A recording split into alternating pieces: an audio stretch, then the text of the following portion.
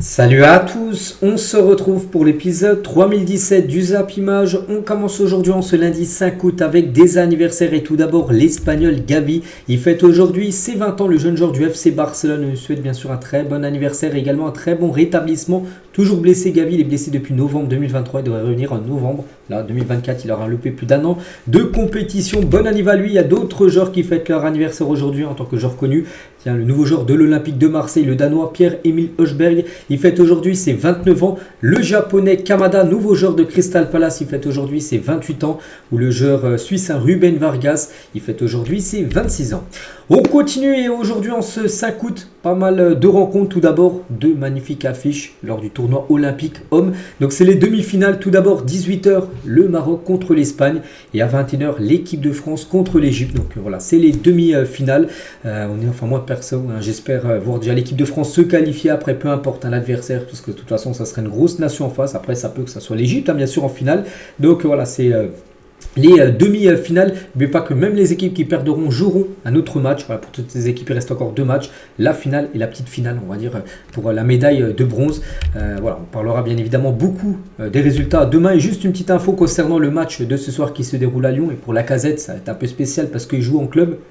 À Lyon, et il a dit je vais accomplir un rêve que j'avais mis de côté, venir jouer à Lyon avec le maillot de l'équipe de France, le numéro 10 c'est le brassard, c'est parfait, c'est vrai qu'il va être genre leader on peut dire de l'équipe de France, le brassard capitaine, et il vient à Lyon ce soir. Il espère bien sûr que la fête soit belle et en battant et surtout en éliminant l'Égypte et en se qualifiant pour la finale de ce tournoi olympique. Et on revient rapidement sur le match, le quart de finale entre la France et l'Argentine qui fait encore beaucoup parler, et Lucas Beltrán, donc c'est le joueur argentin. Donc après ce France-Argentine, donc lui il n'a pas compris tout ça, toutes ces échauffourées. Il a dit il célèbre le but en face de toi, il t'insulte, il te traite de raciste et tu te demandes pourquoi il te dit ça alors que tu ne l'es pas. Je n'ai aucun problème avec les Français, j'en ai jamais eu. Je les invite en Argentine pour qu'ils voient comment nous sommes, zéro racisme, nous sommes gentils avec tout le monde. Cette étiquette de raciste est mal placée et c'est pour ça que tout a pris de l'ampleur. Donc voilà, ce qu'il a pu dire, que lui il comprend pas en gros pourquoi on lui reproche ça parce qu'il n'est pas du tout raciste. Voilà, enfin ce qu'il peut dire Lucas Beltrán. Voilà, concernant ce joueur de l'Argentine. On continue les gars, on va parler de quelques rencontres qui ont eu lieu hier dimanche. C'est des matchs amicaux. Tiens, tout d'abord l'AS Monaco, il joue contre le Genoa et l'AS Monaco s'est incliné. C'est un match de pré-saison, une défaite 2-1. A noter que côté monégasque, c'est Ilné Kena qui avait marqué l'unique but côté monégasque, et ce joueur encore buteur, il a été recruté il y a à peu près 2 semaines, j'ai dit qu'il quittait le Royal Antwerp pour débarquer du côté de Monaco. Un transfert aux alentours des 18 millions d'euros. Il a joué 2 matchs et 2 fois buteur. Voilà, 2 matchs, 77 minutes de temps de jeu en tout et déjà 2 buts pour ce nouveau joueur de l'équipe de l'AS Monaco. Voilà, donc prochain match pour l'AS Monaco, ça sera le Barça. Ça sera dimanche prochain, ça sera le trophée Gamper que le Barça organise chaque début de saison. Donc voilà, ce sera dimanche au Stade Montjuïc du côté de Barcelone. Il y avait également une équipe voisine de Monaco, l'équipe de Nice qui joue contre Lecce, également une équipe italienne, et là Nice s'est imposé 3-2. On va voir les 3 buteurs, donc Bonani, Klose et Guessant ont été les 3 buteurs côté niçois contre un doublé de Maciuński côté Lecce. Et concernant Klose, un buteur, son premier but du côté de Nice et surtout sur son premier ballon touché, il a marqué directement un but. Donc Klose est buteur en match de préparation contre l'équipe de Lecce. Et Nice gagne enfin parce qu'ils avaient joué déjà 3 matchs. Ça a été 3 nuls contre Lausanne, Leganés et Rizespor, une équipe turque. À chaque fois des 2 partout. Et là on était proche encore du 2 partout. Heureusement, Bonani a marqué le 3e but. Et du coup ça a été une victoire 3-2 de l'OGC Nice. N'oubliez pas que le championnat commence dans moins de 2 semaines, bien sûr, pour les équipes françaises. Et d'autres résultats, par exemple, Toulouse a fait 0-0 contre l'Espagnol Barcelone, où Montpellier s'est incliné 2-1 contre la Fiorentina sur les matchs qui se sont déroulés hier, un dimanche. Hier, j'avais parlé qu'il y a eu également beaucoup de matchs d'autres équipes françaises qui se sont joués samedi. Et concernant Montpellier, on peut voir encore une défaite. C'est avec Montpellier, actuellement, c'est compliqué les matchs de pré-saison. Donc, ils avaient fait 3 partout contre Gérone, mais depuis, ça a été 3 défaites, 3-1 contre Southampton, 2-1 contre Saint-Etienne. Et hier, 2-1 contre la Fiorentina. Les Héraultais doivent absolument vendre pour pouvoir se renforcer durant cet été, parce qu'actuellement, ils ont de gros problèmes financiers. Cette équipe de Montpellier, en plus, les résultats ne sont pas là. Ça sent peut-être une saison galère, on peut dire, pour cette équipe de Montpellier. On continue, les gars. On revient maintenant 3 ans, jour pour jour en arrière. C'était un 5 août. Donc le FC Barcelone annonçait le départ de sa légende Léo Messi. Ça a été comme un coup de tonnerre, les gars. Messi, on pensait qu'il allait faire toute sa carrière au Barça. Le Barça annonçait en gros qu'il était en fin de contrat, le Barça n'allait pas le prolonger parce qu'en gros par rapport aux financiers que c'était compliqué de le prolonger vu que c'était un salaire énorme. Et du coup il était libre, Léo Messi. C'est pour ça que le PSG quelques jours après annonçait bien sûr son arrivée. Donc c'était il y a 3 ans jour pour jour. Il y avait une conférence de presse même de Messi par rapport à son départ. Il était en pleurs, le joueur argentin. Le FC Metz a dévoilé ce week-end son 3e maillot fait en collaboration avec Abdelhamid. Donc voilà, le maillot est magnifique pour cette équipe tout simplement du FC Metz. Accord trouvé entre Conor Gallagher et l'Atlético Madrid. Montant du transfert 40 millions d'euros. À ce joueur anglais va quitter la première ligue direction l'Atlético. Comme gros coup pour l'Atlético parce que c'est un très bon joueur Conor Gallagher. Bon, qui a joué quelques fois quand même avec Chelsea, mais bon, c'est vrai qu'il y a une énorme concurrence à Chelsea. Je pense qu'il y a beaucoup moins de concurrence du côté de l'Atlético, mais c'est quand même un très beau renfort pour l'Atlético. Donc ça va être officialisé certainement là dans les prochaines heures. Carlo Ancelotti, il y a un petit message qu'il a pu lire. Donc hier, je me suis mis en colère contre Jude Bellingham. Bellingham n'est pas au rassemblement du Real. Pourquoi? Parce qu'il est encore en vacances, vu qu'il a joué la finale de l'Euro, donc il peut revenir. Tiens, il va revenir là d'ici 3 jours. Donc il a dit, je l'ai appelé, il n'a pas décroché. J'ai donc dit à Vini de l'appeler, Bellingham, et là, il a répondu. Voilà, en gros, il filtre ses appels, on a l'impression, Bellingham, quand il a vu Ancelotti, il n'a pas répondu. Mais quand c'était Vini, quelques minutes après, il a répondu. Et ça passe pas trop pour Carlo Ancelotti. On continue, tiens, on va parler d'un joueur. Il s'agit d'Ezequiel Fernandez Alcacia Erwigo. Ce joueur était pisté par l'OM. Et du coup, il va plutôt signer du côté de cette équipe où a rejoint par exemple Aubameyang. C'est une équipe promue. C'est en 2e division. Il monte en 1re division saoudienne. Et c'est une équipe qui a beaucoup d'argent. L'un des clubs en plus les plus fortunés en Arabie Saoudite. Donc, voilà, ils essaient de faire un gros mercato pour déjà se maintenir. Et pourquoi pas gêner Al-Hilal, où les autres grosses équipes saoudiennes. Donc le club saoudien a levé la clause libératoire de 18 millions d'euros concernant ce joueur qui évoluait à Boca Juniors. En Belgique, des supporters du club de Bruges ont effectué des saluts de Kunen, donc équivalent d'un salut nazi lors d'un match, c'était ce week-end contre le Standard de Liège. Plus que jamais, le football est touché par le racisme impuni de supporters extrémistes. Il est important de dénoncer cela, peu importe bien sûr le pays. Nous apportons notre soutien aux amateurs du football belge. Ces gestes ne doivent pas passer inaperçus. Voilà, c'était pour un match amical. On peut voir ce qu'ils font là les supporters. On parle en plus beaucoup de racisme. Voilà, actuellement, bien sûr, même moi, j'en parle beaucoup, les gars, vu que je donne l'actu du foot tous les jours et souvent il y a des problèmes. Là, il y a eu aussi un problème par rapport à ça. C'était ce week-end du côté de la Belgique. Et tiens, toujours en Belgique, on va parler de ce. Donc, c'est un cycliste, il s'agit de Remco Evenepoel. Donc, il a gagné par exemple le contre de la montre et même la course là, des Jeux Olympiques, 2 médailles d'or pour lui. Et il est devenu donc le double champion, je vous ai dit, olympique en remportant les 2 courses jeudi. Et surtout, ce joueur, les gars, donc maintenant c'est un cycliste, mais avant il était footballeur. Alors, le Belge de 24 ans était capitaine de la sélection U16 de la Belgique il y a quelques années. De base, il avait essayé dans le football. Et voilà, il était quand même capitaine, donc il aurait pu peut-être faire carrière dans le football. Mais du coup, il a pris une autre voie, il a pris le vélo. Et bon, ça lui va plutôt bien. Je crois en plus qu'il a fini 3e du dernier Tour de France, là, qui s'est fini il y a quelques jours. Donc voilà, concernant ce sportif qui est bon dans le vélo, et bon, les gars, on pense dans le football, vu qu'il était avec les U16 de la Belgique. On continue, on va parler d'Angelo Fulgini, ne sera pas retenu par le Racing Club de Lens en cas d'offre cet été. C'est une belle offre arrive. Lens pourrait vendre son joueur. Walid Regragui était présent à l'entraînement avec l'équipe marocaine olympique dirigée par Tariq Setiwi. Donc Setiwi, c'est le coach bien sûr des espoirs qui joue tout à l'heure bien sûr contre l'Espagne. Hier, c'était une photo d'hier à l'entraînement. Et en gros, Regragui était là. Donc lui, c'est le sélectionneur de l'équipe A. Donc il est peut-être venu donner des conseils bien sûr à l'entraîneur espoir pour essayer de battre ce soir l'Espagne et de se qualifier pour une finale olympique.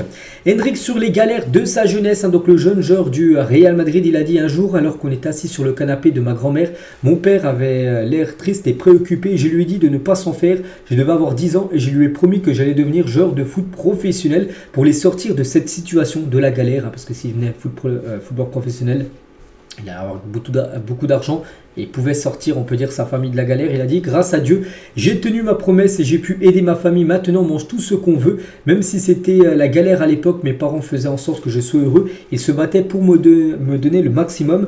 Aujourd'hui, je ne fais que les remercier des efforts qu'ils ont réalisés. Tout cela, je dois à ce don que j'ai reçu. C'est Dieu qui m'a fait ce cadeau. Je dois donc le préserver et l'entretenir. Je n'ai pas le droit de le gâcher. Je ne peux pas m'égarer. Il faut que je fasse de bonnes choses pour lui rendre. Donc, voilà ce qu'il a pu dire, Hendrik. C'est vrai que lui, il a toujours dit en plus qu'il faisait pas n'importe quoi. Il faisait très attention déjà à son hygiène de vie. Il sortait pratiquement même jamais en boîte. Vraiment, là, il se focus à 100% sur sa carrière. Donc ça c'est une bonne nouvelle bien sûr pour le joueur brésilien, en espérant qu'il fasse une belle carrière avec le Brésil et surtout avec le Real Madrid, son club. On va parler d'un joueur, il s'agit d'un défenseur égyptien, il s'agit de Mohamed Abdel Monem, désolé, se rapproche de l'OGC Nice. Voilà, donc un accord est attendu dans les jours à venir entre les deux clubs, alors que le joueur ne s'entraîne plus avec Al Ahly pour le moment. Un contrat de 4 ans attend le défenseur central chez les Aiglons, qui pourrait remplacer peut-être Todibo, qui devrait quitter cette équipe de Nice là sur le mercato. Concernant Youssoupha Moukoko, un joueur qu'on a beaucoup parlé là ces derniers jours parce que il pourrait débarquer en Ligue 1 du côté de Marseille. Et Moukoko a informé Dortmund qu'il ne veut que l'Olympique de Marseille. Marseille est en discussion directe avec le Borussia Dortmund. Regardez, c'est Fabrizio Romano qui dit que oui, il y a de fortes chances qu'il débarque à Marseille. Le LOSC a une nouvelle fois essayé de convaincre Moukoko hier soir, mais non, il veut que Marseille. Le joueur allemand est resté sur sa position, il ne veut que l'OM. Donc on pense que s'il y a un accord entre Dortmund et l'OM, ça se fera. Youssoupha Moukoko du côté de l'équipe marseillaise. Et lui, les gars, Valentin Carboni. Donc lui, c'est éminent. Donc regardez, il atterrit demain. Donc c'est aujourd'hui. Quand c'est marqué demain, c'est une photo que j'ai prise d'hier. Donc aujourd'hui à 15h, il atterrit à Marseille pour passer sa visite médicale. Donc si tout est ok, peut-être ce soir dans la soirée, voire demain, on n'est pas à quelques heures près, et ça sera officiel, Valentin Carboni du côté de l'Olympique de Marseille. On continue, on va parler comment dire désolé, du sélectionneur de la Guinée. Il a été limogé. Il s'agit de Kaba Diawara, est limogé par la Guinée. 14 victoires, 5 nuls, 15 défaites, c'est fini. Un nouveau sélectionneur sera sur le banc de la Guinée là très prochainement. La nouvelle collection du Real Madrid qui va suivre le nouveau 3e maillot qui sera dévoilé là d'ici quelques temps. Déjà le Real qui a joué ses 2 premiers matchs. Contre, c'était qui le premier match? L'AC Milan, ils ont porté leur maillot blanc.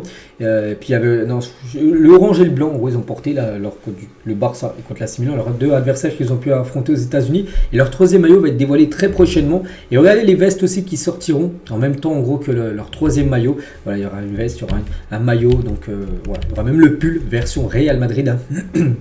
Avec bien évidemment ce 3e maillot. Et à noter, regardez le Adidas, c'est le Adidas Vintage, on va dire le logo à l'époque. On continue, on va parler d'Arsenal qui rêve d'attirer Alexander Isak, jugé parfaitement compatible au style de jeu de Mikel Arteta. Voilà, cet attaquant suédois, donc il joue actuellement du côté de Newcastle, donc c'est Arsenal qui aimerait le recruter pour le mercato tout simplement, qui se finit dans moins d'un mois bien sûr, ce mercato estival. Des nouvelles.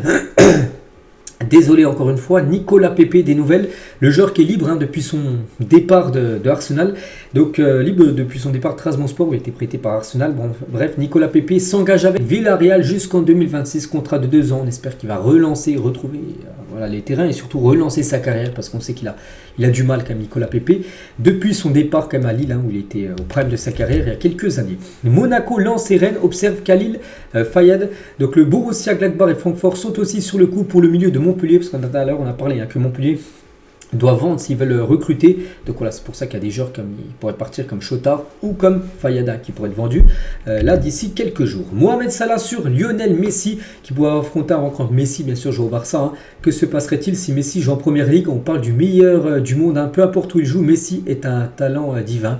C'est vrai qu'on aurait voulu voir un coup jouer Messi en première ligue, le meilleur championnat du monde. Bon, on pense que jamais ça arrivera parce que Messi finira certainement à l'Inter Miami. Savigno sur son choix de prendre le numéro 26 du côté de Manchester City. Il a dit Riyad Mahrez est une référence pour moi depuis que j'ai commencé à regarder Manchester City quand j'étais enfant. Et Riyad Mahrez était l'ancien numéro 26 du côté de Manchester City. C'est pour ça qu'il a voulu prendre ce 26 du côté de cette équipe de City où il a rejoint Savigno, ancien joueur de Girona. Amir Richardson est observé par Tottenham durant le tournoi olympique. Et ce soir, peut-être il y aura encore des recruteurs de Tottenham qui seront au match ce soir entre le Maroc et l'Espagne pour superviser le joueur Amir Richardson. Je crois qu'il joue du côté de Reims. Voilà, ce joueur marocain qui est en train de faire un gros tournoi olympique. On va parler de Toni Kroos. Et Toni Kroos, officiel, a remporté le titre de joueur allemand de l'année après sa dernière saison de football. C'est le meilleur joueur allemand, devant par exemple, je sais pas, Florian Wirtz, qui aurait pu également remporter ce prix-là. C'est Toni Kroos pour sa dernière année. Donc, je ne sais pas combien de fois il a remporté dans sa carrière, mais je ne pense pas que c'était la première fois.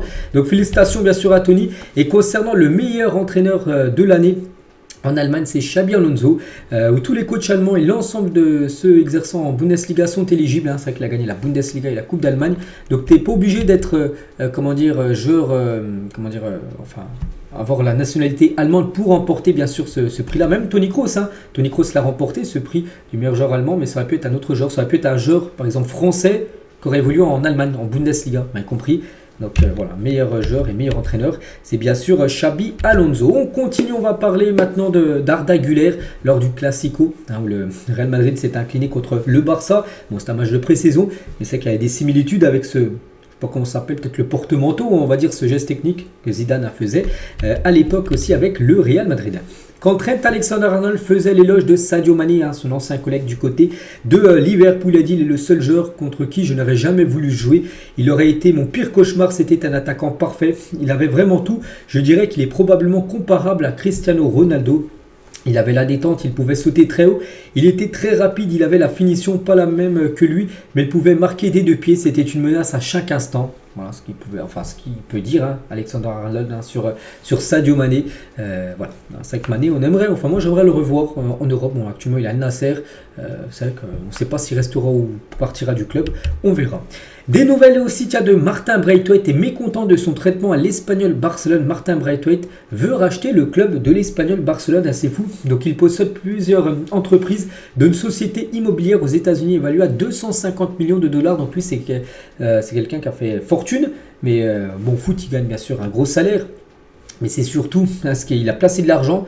Et voilà, il a investi, on peut dire, puis ça lui a rapporté beaucoup d'argent. Par exemple, regardez, le Danois est l'un des footballeurs les plus riches de la planète, selon Forbes. Braithwaite est à la tête d'une société immobilière aux États-Unis, d'un restaurant à Gava et d'une ligne de vêtements. Et du coup, il aimerait tout simplement racheter le club de l'Espagnol Barcelone, parce qu'en gros, il a un mauvais traitement là-bas. Parce qu'en gros, il aimerait racheter le club, en gros, virer pas mal de dirigeants qu'il n'aime pas, qu'il mettent de côté.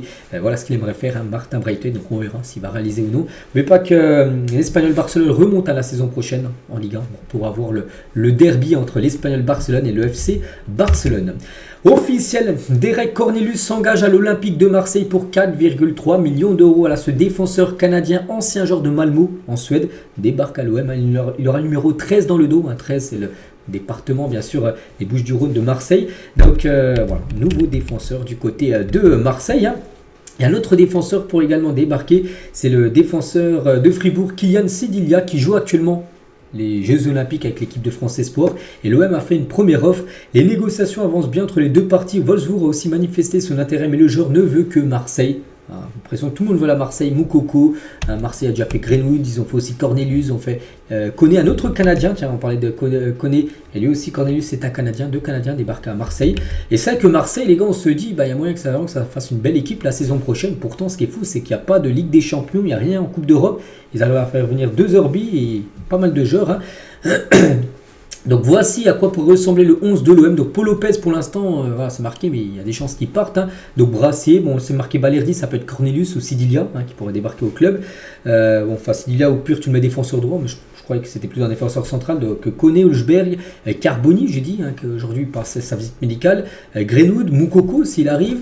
Nketiah, donc l'OM ne veut pas monter à plus de 35 millions d'euros. J'ai dit qu'ils ont mis le dossier de côté parce qu'Arsenal en demande trop d'argent. Il y a Alexis Sanchez aussi qui est toujours une rumeur qu'on attend, même Wang, qui est un attaquant sud-coréen de l'équipe de Wolverhampton. C'est que Marseille impressionne comme sur ce mercato. C'est certainement l'équipe qui a le plus recruté, le mieux recruté du côté de la Ligue 1 depuis le début du mercato estival. Mais Marseille doit vendre. Et par exemple, c'est un joueur qui pourrait être vendu, c'est Sayazdine Ounahi. C'est vrai qu'il y a déjà beaucoup de joueurs comme Ndiaye, comme on voit plein d'autres joueurs, comme Klaus qui ont quitté Marseille. Donc lui aussi, et c'est Las Palmas en Espagne qui a demandé à l'OM d'obtenir le prêt, joueur marocain.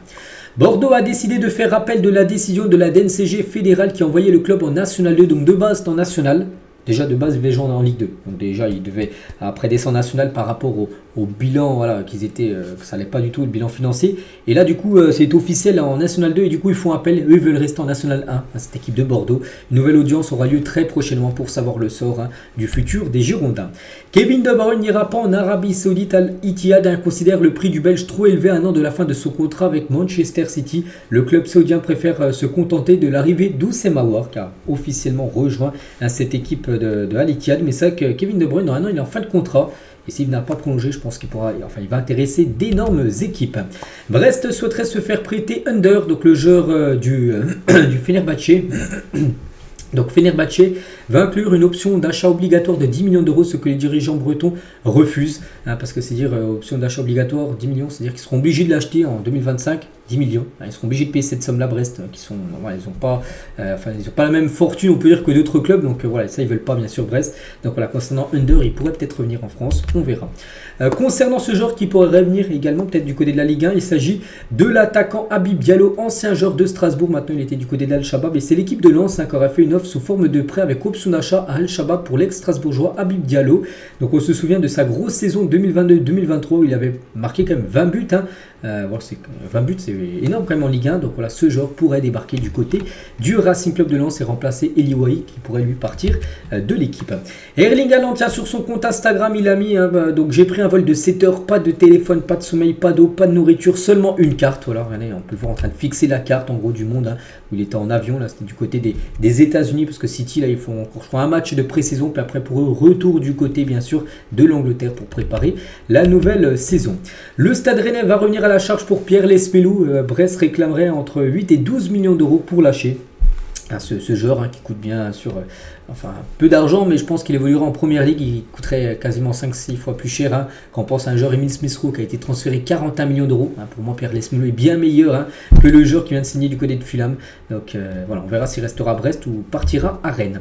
Jordan Tetze, la priorité de l'AS Monaco en défense. Alors, ce joueur, je connais pas trop. Je sais qu'il joue du côté de PSV, mais bon, j'ai très rarement vu jouer le PSV. Et ben, c'est Monaco qui s'intéresse aux défenseurs de cette équipe. Concernant Johan Le Penant, devrait être prêté avec option d'achat par Lyon au FC Nantes. Ce genre devrait débarquer au FC Nantes. Concernant Xavi Simons à Leipzig, here we go, ça y est, ça sera un prêt sans option d'achat parce que le PSG ne peut pas le vendre là. En gros, ils peuvent, s'ils veulent le vendre là, lors du mercato 2024, mais s'ils le vendent là, le PSV, son ancien club, retouchera un pourcentage. Par exemple, je sais pas, ils le vendent 100 millions et le PSV avait négocié s'il était vendu avant 2025, il touchait peut-être 20%, donc en gros, il toucherait 20 millions. Que le PSG ne veut pas, donc le PSG le vendra, donc là il est prêté un an, il va être prêté un an à Leipzig, et lors de l'été 2025 il sera vendu à une équipe, on verra, mais pas à Leipzig, parce que Leipzig n'aura pas la somme de 100 millions d'euros pour s'offrir Xavi Simons, donc voilà, il devrait retourner en prêt du côté du club allemand.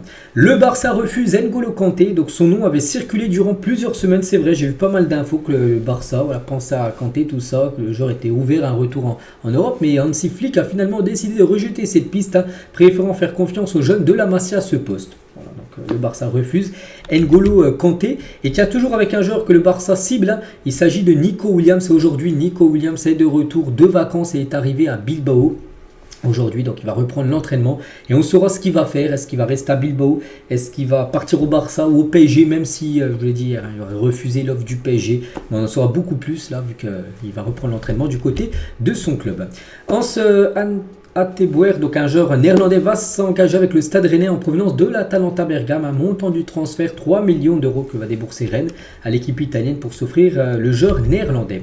Le Bayern Munich a entamé des discussions avec Kimmich pour prolonger son contrat qui expire en juin prochain, le 30 juin 2025. Il est en fin de contrat, c'est pour ça qu'il intéresse beaucoup de clubs, parce qu'il est en moins d'un an de la fin de son contrat. On peut voir que le Bayern pourrait le prolonger. En gros, ce serait plus compliqué maintenant pour s'offrir, on peut dire, Kimmich. Hervé Renard, après l'élimination des Bleus aux Jeux Olympiques, donc l'équipe de France féminine que j'ai beaucoup parlé hier, je dis que c'est quand même une grosse déception, un quart de finale, on attendait beaucoup plus d'elle. Donc vous parlez d'échec, c'est quoi un échec quand on gagne pas un match, quand on se qualifie pas pour une demi-finale, c'est un échec, mais il faut analyser sobrement les choses. Cette équipe, elle a tout fait. Moi, je ne suis même pas triste. Est-ce que c'est le métier qui est comme ça?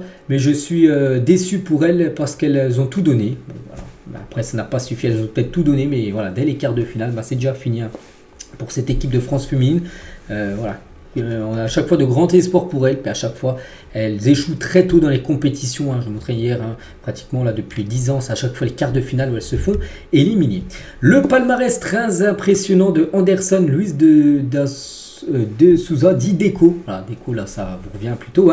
Donc, il a 46 ans et regardez tout ce qu'il a pu remporter. Donc, deux Ligues des Champions 2005-2006, une Coupe de l'UEFA 2003. Au Portugal, il a remporté tout ça. En Espagne, il a remporté ça. En Angleterre, ça. Au Brésil, quel joueur, les gars. Il aurait même pu avoir le Ballon d'Or en 2004 s'il avait gagné l'Euro avec le Portugal. Il avait fini deuxième derrière Tchechenko. C'est quand même bien sûr Un joueur incroyable bien sûr, hein. Maintenant ce jeu, enfin c'est plus un joueur maintenant, il est plutôt directeur sportif hein, du côté du FC Barcelone. L'attaque exceptionnelle de l'Olympique lyonnais, c'est que Lyon, voilà, Lyon par exemple avec un nouveau joueur, comment dire, Mikotadze. Et c'est vrai qu'ils ont quand même une sacrée attaque. Hein. S'ils gardent Cherki, ils ont Lacazette, il y a Orban, il y a Mikotadze, il y a Benrahma, il y a Fofana, il y a Baldé, il y a Sarr. Hein. Donc peut-être la meilleure attaque de la Ligue 1 sous papier, peut-être. Après, il faut voir maintenant ce que ça va donner, bien sûr, sur le terrain. Un ancien lyonnais, les gars, c'est Nabil Fekir. Et quand Nabil Fekir a été élu meilleur espoir de la Ligue 1 en 2015, il avait devancé quand même Marquinhos, Morgan Sanson et Anthony Martial qui avait fini après 2, 3 et 4e au classement. Donc ça avait été Nabil Fekir. Donc maintenant toujours du côté du Betis, hein, ça fait déjà quand même quelques années qu'il joue en Espagne. Nabil Fekir. Certains records sur le continent africain. Tiens, tout d'abord 3 CAN remportés consécutivement par l'Égypte, hein, ça c'est quand même un énorme exploit. 4 pénaltys arrêtés bien sûr lors d'une séance de tir au but pour le gardien sud-africain, je me souviens plus de son nom, donc je crois Williams, hein, je crois que c'est son nom de famille. Hein. Sinon un autre record les gars, 4 CAN remportés en tant que joueur, voilà pour ce joueur bien sûr de l'Égypte, et sinon 4 ballons d'or africains d'affilée pour bien sûr le légendaire Yaya Touré. Et on finit les gars cet épisode avec 3 questions, voilà pour finir. Et tout d'abord, à quel joueur pensez-vous quand vous voyez ce maillot de Lyon à l'époque? Donc moi j'ai pensé directement à Lisandro Lopez, je pense que c'est le premier joueur qui m'est venu en tête. Vous avez peut-être pensé, je sais pas, à Lacazette qu'il portait aussi, hein, ce maillot Betclic à l'époque. Moi j'ai pensé à Lisandro Lopez. Hein. Une autre question à leur prime, lequel était le plus fort entre Ronaldinho et Zinedine Zidane? Au meilleur de leur carrière on peut dire. Bon voilà, c'est vrai que c'est 2 énormes footballeurs. Bon je partirais comme sur Zidane, voilà, peut-être parce que je suis français et puis il m'a tellement fait rêver quand j'étais plus jeune, donc je partirais comme sur Zinedine Zidane. Voilà, son prime hein, meilleur que Ronaldinho. Et parmi ces deux-là, et on finit avec ça, entre Eden Hazard et Franck Ribéry. Donc là, je partirais plutôt sur Eden Hazard. Voilà, son prime. Bon, il faut en choisir un, c'est avec Ribéry aussi, c'était très fort. Mais Hazard, les gars, Chelsea, hein, c'était aussi sensationnel. Donc voilà les gars, ce qu'il y a à dire aujourd'hui. J'espère que ça vous a plu. Donc on se retrouve nous demain, mardi, pour le prochain numéro. Je vous souhaite une très bonne journée et à demain.